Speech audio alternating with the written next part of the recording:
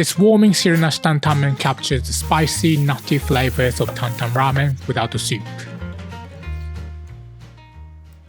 First, take your serving bowls and in each one, add half teaspoon of soy sauce, half teaspoon of Chinese style chicken bouillon powder, half teaspoon of toasted sesame oil, half teaspoon of chili oil, 1 tablespoon of unsweetened soy milk, and 1 tablespoon of ground sesame seeds.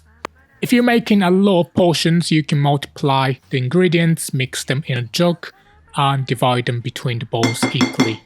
Once it's mixed, set aside for later.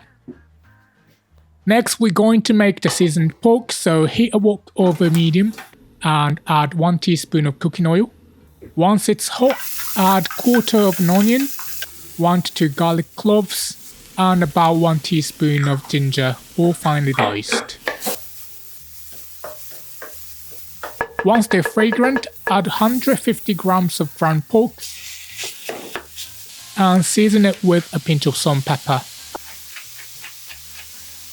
Fry it until it's browned all over.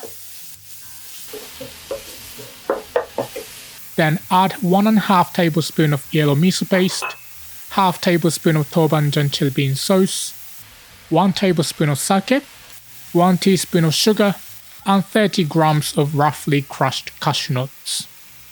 I love the texture of the cashew nuts in this recipe. If you prefer, you could use peanuts here instead. You could also add some chilies or extra tobanjan if you want it extra spicy.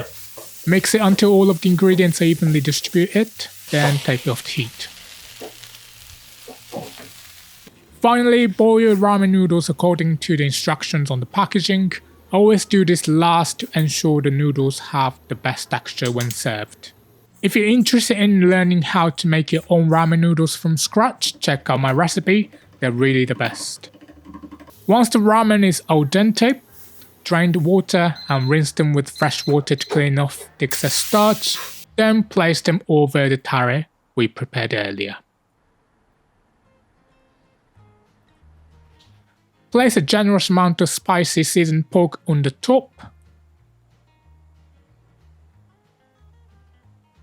I like to serve it with some soft-boiled eggs and some broccoli sprouts for a pop of color. And that's it, delicious Tantan ramen without the soup. Make sure you mix it well before eating and enjoy.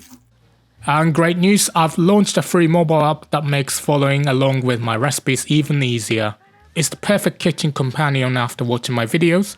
You can access step-by-step instructions right on your phone while you cook. The download link is in the description below.